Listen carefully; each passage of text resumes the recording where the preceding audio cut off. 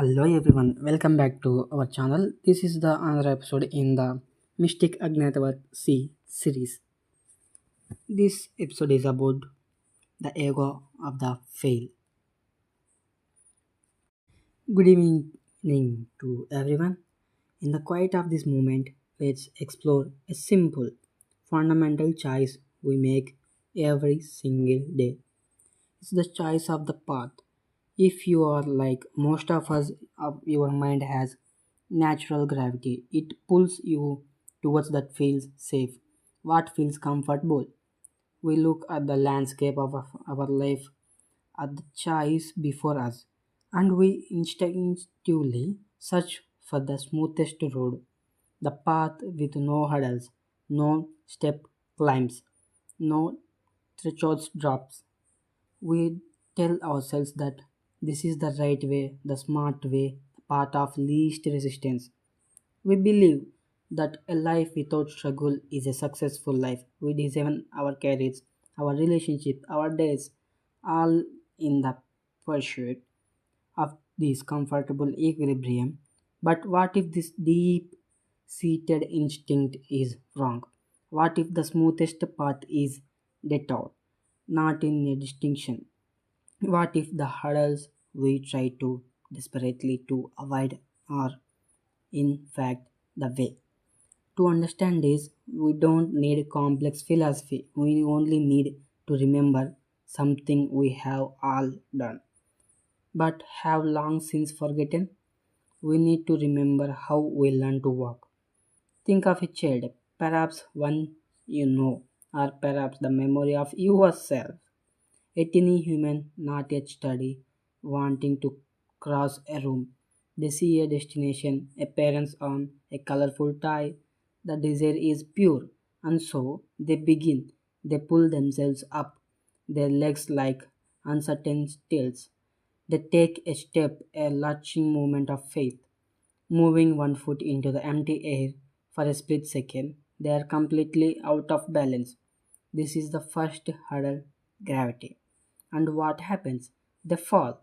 A soft thump on the floor. There is might be a moment of surprise, maybe a few tears, failures. If our adult logic applied here, the child would conclude, well, this walking thing is clearly not for me. It's filled with hurdles and failures. I will choose the comfortable path, the safe path. I will crawl forever.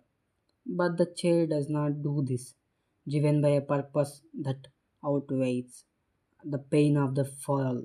They get up, they try again, they lurch forward, find a moment of balance, and then they fall again and again and again and again. Every single fall is not a failure. In the way we think of it, it is a lesson. It's data. The child's body is learning about balance, about the precise and delicate dance between gravity and momentum. The hurdle is the teacher. The falling is the curriculum. And then one day it happens. Two steps, then three, then four. Wobbly, uncertain, but upright. And soon the child is not just walking, they are running now. The mastery of balance was not achieved by the avoiding the fall. The mastery was forged in the falling. This life, this is development. We forget this fundamental lesson. As adults, we fall, we decide that the journey is too hard. We face a hurdle, a business that fails, a difficult conversation, a project that gets rejected, and we immediately seek the safer ground we just left. We stop. It is at this exact point, the moment we are tempted by the easy path, that Krishna offers his wisdom. He doesn't tell Arjuna to find a way to avoid the war. He teaches him how to find his balance within it. He gives us a verse that is the spiritual equivalent of learning to walk. From the Bhagavad Gita, chapter 2, verse 48. Yogastha kuru karmani sangam tyaktva dhananjaya siddhya siddho samo bhuvatva samatvam yoga uchyate, which translate to Established in yoga, O Arjuna, perform your actions, abandon attachment, and remain equal minded in both success and failure. This equanimity is called yoga. Let's stay with these words. They are profound. The first part, established in yoga, perform your actions, means to find your center, your inner balance before you even begin. It's about acting from a place of stability, not from a place of fear of desire. But the core of the teaching for us tonight is the next line: remain equal minded in both success and failure. The Sanskrit word are siddhya siddho samo bhuvatva. Siddhi is success. Accomplishment is asiddhi is failure. Non-accomplishment samo means same, equal or balanced. Krishna is asking for the impossible it seems. How can we see the same in victory as we do in the defeat? This is not call for apathy or emotionless living. It is call for a deeper kind of stability. It means that success does not send you soaring into the cloud of ego. The failure does not send you crashing into the abyss of despair. You see both for what they are: temporary outcomes, events. They are like the falls of the child. They are not you. They are simply part of the process of walking your path. Krishna then gives this state of mind a name. He says the equanimity is called yoga. The Sanskrit word samatvam. Samatvam is the yoga of equilibrium.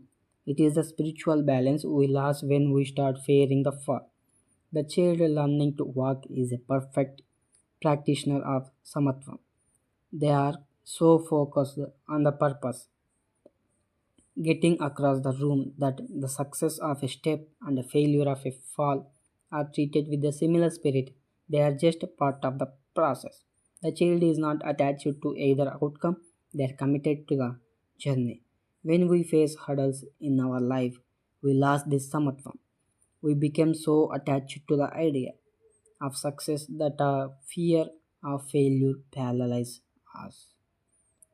We choose the smooth, easy path not because it leads anywhere worthwhile, but because it seems to promise we won't have to experience the pain of the fall. Krishna's message is a radical reframing of life itself. He is telling us that the goal is not to find a path without hurdles. The goal is to develop the inner balance to walk any path with grace. The hurdles are not obstacles to the path. The hurdles are the path. So, how do we live in this? How do we cultivate this balance in our own lives? Think of tightrope walker. Their art is not the absence of swaying. The art is the constant, fluid adjustment to swaying.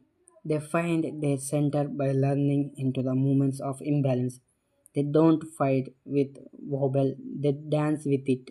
So, first we must reframe failures. The next time we fall in your life, your first thought should be not be how I have failed. It should be a lesson in balance. Ask yourselves, what did this fall teach me? Where my center of gravity? What adjustment do I need to make for next step? Second, practice celebrating the attempt. Just as we would clap for the child who takes one verbal step and falls, we must learn to honor our own courageous attempts.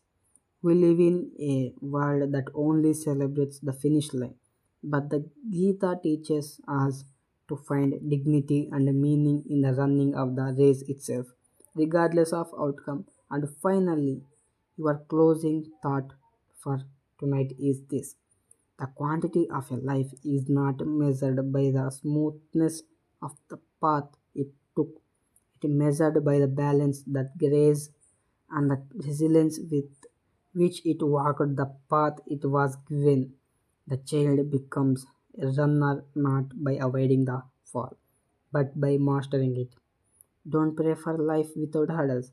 Pray for the balance to walk it beautifully.